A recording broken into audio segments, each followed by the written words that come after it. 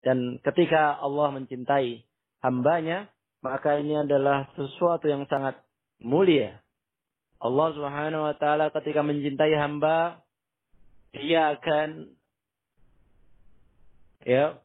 berucap kepada Jibril alaihissalam, "Ya Jibril, inni uhibbu fulanan fa'ahibbah." Wahai Jibril, aku mencintai fulan, cintai dia. Kemudian setelah itu Jibril berucap kepada para malaikat yang lainnya, "Innallaha ahabba fulanan fa'ahibbuh." Sungguhnya Allah Subhanahu wa taala mencintai si fulan, cintai dia.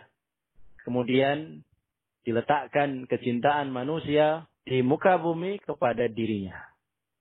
Nah, demikian juga ketika Allah mencintai hambanya, maka Allah Subhanahu wa taala akan menjadi pembelanya dan mengumandangkan peperangan kepada orang-orang yang berupaya mencelakai si hamba yang Allah cintai tersebut.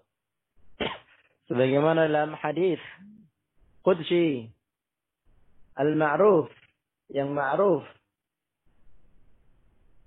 Allah mengatakan, Man ada li waliyan faqad adzantuhu bil haqq. Barang siapa yang memusuhi waliku, orang yang kecintaanku, maka telah aku kumandangkan kepadanya peperangan.